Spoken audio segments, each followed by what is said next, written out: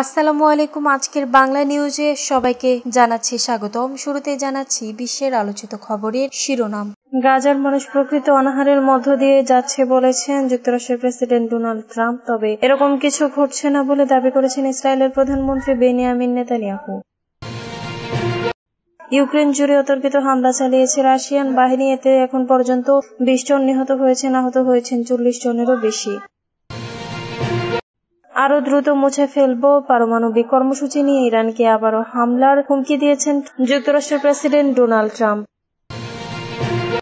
ফিলিস্তিনি রাষ্ট্র প্রতিষ্ঠা এবং গাজায় চলমান যুদ্ধ শেষ না হওয়া পর্যন্ত ইসরায়েলের সঙ্গে কোনো ধরনের সম্পর্ক স্বাভাবিক করবে না সৌদি আরব। গাজায় ইসরায়েলের চলমান সামরিক অভিযান শুধু নৃশংস নয়, বরং সুস্পষ্টভাবে গণহত্যার বৈশিষ্ট্য বহন করে, জানিয়েছে ইসরায়েল ভিত্তিক শীর্ষ দুটি মানবাধিকার সংস্থা বৎসেলেম এবং ফিজিশিয়ানস ফর হিউম্যান রাইটস। চীনের দখলে থাকা বিরল খনিজের বাজারে আধিপত্য প্রতিষ্ঠায় এবার মিয়ানমারের দিকে নজর দিচ্ছে ট্রাম্প প্রশাসন। বিদ্রোহীদের সঙ্গে হাত মেলাতে চায় যুক্তরাষ্ট্র, রয়টার্সের প্রতিবেদন। এতক্ষণ শুনছিলেন বিশ্ব আলোচিত খবরের সংবাদ শিরোনাম, এবার বিস্তারিত। আমাদের খবরটি যদি ভালো লেগে থাকে অবশ্যই লাইক, কমেন্ট, শেয়ার করতে ভুলবেন না।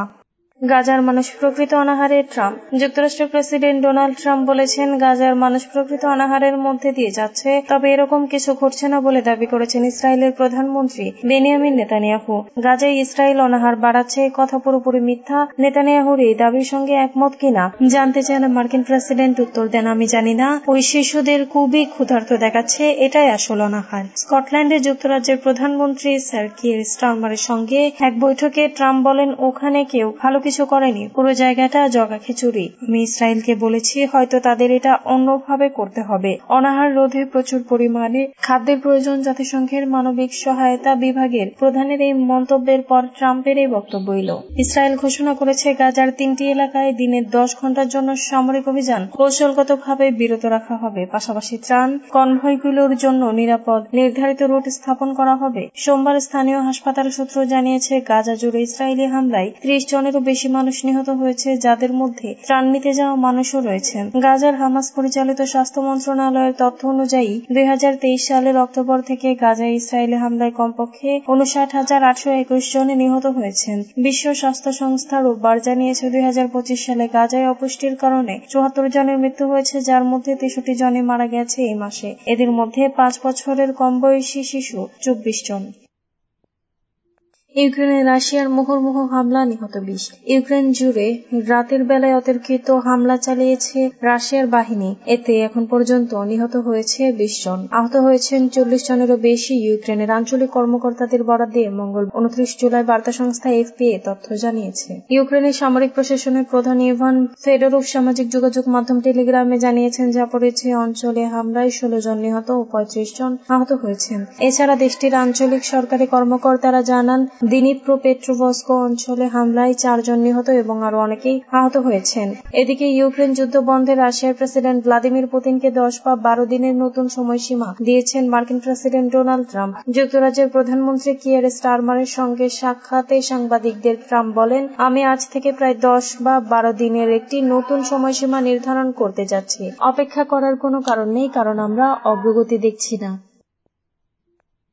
আরো দ্রুত মুছে ফেলবো ইরানকে আবার হামলার হুমকি দিলেন ট্রাম্প। পারমাণবিক কর্মসূচি নিয়ে ইরানকে আবারও হামলার হুমকি দিয়েছেন যুক্তরাষ্ট্রের প্রেসিডেন্ট ডোনাল্ড ট্রাম্প। তিনি ইরানকে পারমাণবিক সম্ভাবনাকে এত দ্রুত মুছে ফেলার হুমকি দিয়েছেন যে কেউ আঙুল তোলার আগে সেটা নিশ্চিহ্ন হয়ে যাবে। ইরানের পারমাণবিক সমৃদ্ধকরণ কর্মসূচি নিয়ে এবছর তেহরানের সঙ্গে ট্রাম্প প্রশাসনের আলোচনা চলছিল। জুনে ইরানে ইসরায়েলের হামলার উপর এই আলোচনা ভেস্তে যায়। এ প্রসঙ্গে স্কটল্যান্ডে গতকাল সংবাদ সম্মেলনে ট্রাম্প বলেন, ইরান খুব খারাপ সংকেত দিচ্ছে, খুবই বাজে বার্তা পাঠাচ্ছে। ট্রাম্পের সঙ্গে সংবাদ সম্মেলনে যুক্তরাজ্যের প্রধানমন্ত্রী কিয়ার স্টারমার উপস্থিত ছিলেন। ট্রাম্প আরো বলেন, তাদের ইরান এটা করা উচিত নয়। আমরা তাদের পারমাণবিক সম্ভাবনাকে নিশ্চিহ্ন করে দিয়েছি, তারা আবার এটা শুরু করতে পারে। যদি তারা করে, আপনি আঙুল তোলার আগেই আমরা সেটা নিশ্চিহ্ন করে দিব।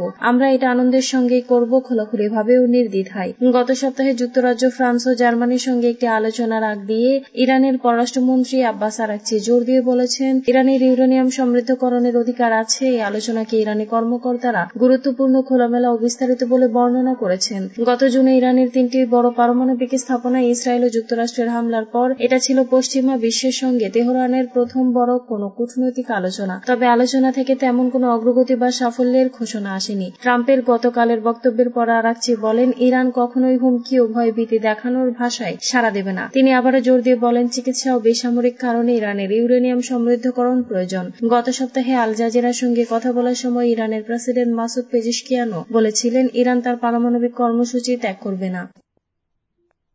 ফিলিস্তিনি রাষ্ট্র প্রতিষ্ঠা ছাড়া ইসরায়েলের সঙ্গে সম্পর্ক নয়, সাফ জানালো সৌদি আরব। ফিলিস্তিনি রাষ্ট্র প্রতিষ্ঠা এবং গাজায় চলমান যুদ্ধ শেষ না হওয়া পর্যন্ত ইসরায়েলের সঙ্গে কোনো ধরনের সম্পর্ক স্বাভাবিক করবে না সৌদি আরব সরাসরি এমন অবস্থানই জানিয়ে দিয়েছেন দেশটির পররাষ্ট্রমন্ত্রী প্রিন্স ফয়সাল বিন ফারহান আল সৌদ। বিশ্লেষকদের মতে ইসরায়েল ইস্যুতে রিয়াদ এতটা স্পষ্ট ভাষায় অবস্থান আগে কখনো প্রকাশ করেনি।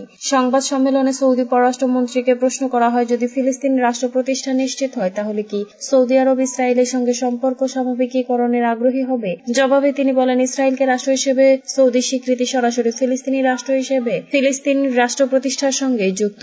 গাজায় যখন গণহত্যা, ধ্বংসযজ্ঞ আর মৃত্যু চলছে, তখন এই মুহূর্তে সম্পর্ক স্বাভাবিকীকরণ নিয়ে আলোচনা করার কোনো অর্থ বা গ্রহণযোগ্যতা নেই। তিনি আরো বলেন, আমরা আশা করি এই সম্মেলনে যেভাবে একমত পোষণ করা হয়েছে তা আগামী দিনগুলোতে ফিলিস্তিনি রাষ্ট্র প্রতিষ্ঠার বিষয়ে একটি গতি তৈরি করবে। সেটিই হবে ভবিষ্যতে সম্পর্ক স্বাভাবিকীকরণ নিয়ে আলোচনার ভিত্তি। গাজায় চলমান পরিস্থিতি নিয়ে প্রিন্স ফয়সাল বলেন, প্রথমে যুদ্ধ বন্ধ করতে হবে, মানুষের দুর্ভোগ লাঘব করতে হবে, এরপর আলোচনা হতে পারে ফিলিস্তিনি রাষ্ট্র প্রতিষ্ঠা নিয়ে। সেটি বাস্তবায়িত হলে তখনই আমরা সম্পর্ক স্বাভাবিকীকরণ নিয়ে কথা বলবো।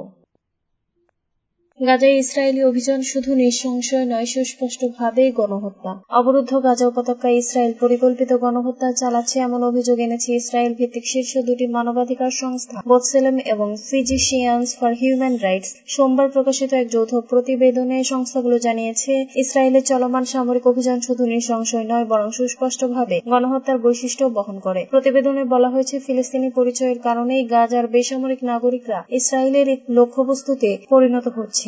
এতে ফিলিস্তিন সমাজে ভয়াবহ অনেক ক্ষেত্রে অপূরণীয় ক্ষতি হচ্ছে। মানবাধিকার সংস্থাগুলোর ভাষায় এই হামলা শুধু কোনো সামরিক প্রতিক্রিয়া নয়, এটি একটি গোষ্ঠীকে নিশ্চিহ্ন করার উদ্দেশ্যে চালানো সুনির্দিষ্ট সহিংসতা। 2023 সালের 7 অক্টোবর হামাসের ইসরায়েল ক্রমাগত আক্রমণের পর পাল্টা প্রতিক্রিয়া গাজায় ব্যাপক হামলা শুরু করে ইসরায়েলি বাহিনী। বিভিন্ন আন্তর্জাতিক সংস্থা ও ফিলিস্তিনি সংগঠন শুরু থেকে এসব হামলাকে গণহত্যা বলে উল্লেখ করে আসছিল। প্রতিবেদনে ইসরায়েল অপরাধের বিবরণ তুলে ধরা হয়েছে, যার মধ্যে রয়েছে হাজার হাজার নারী, শিশু ও বৃদ্ধকে হত্যা, লাখ লাখ মানুষকে বাস্তুচ্যুত করা, খাদ্য, পানি ও চিকিৎসা সেবা থেকে বঞ্চিত রাখা। মিয়ানমারের বিরল খনিজে নজর, বিদ্রোহীদের সঙ্গে হাত মেলাতে চায় যুক্তরাষ্ট্র। চীনের দখলে থাকা বিরল খনিজের বাজারে আধিপত্য প্রতিষ্ঠায় এবার মিয়ানমারের দিকে নজর দিচ্ছে ট্রাম্প প্রশাসন। দেশটির গুরুত্বপূর্ণ খনিজ অঞ্চলের নিয়ন্ত্রণ রয়েছে জাতিগত বিদ্রোহীদের হাতে, আর সেই বাস্তবতায় যুক্তরাষ্ট্র এবার এসব বিদ্রোহী গোষ্ঠীর সঙ্গে যোগাযোগের চেষ্টা করছে। এমনকি মিয়ানমারের সামরিক জান্তার উপর দেওয়া নিষেধাজ্ঞাও শিথিল করার পথে হাঁটছে ওয়াশিংটন। ব্রিটিশ সংবাদ মাধ্যম রয়টার্স জানায়, কাচিন রাজ্যে বিরল খনিজের খনিগুলোর নিয়ন্ত্রণ এখন কাচিন ইন্ডিপেন্ডেন্স আর্মির হাতে। এসব খনিজ এতদিন রপ্তানি হতো চীনে, কিন্তু এখন যুক্তরাষ্ট্র চায় ওই খনিজ ভারতে প্রক্রিয়াজাত করে পরে যুক্তরাষ্ট্রে নিয়ে আসা হোক।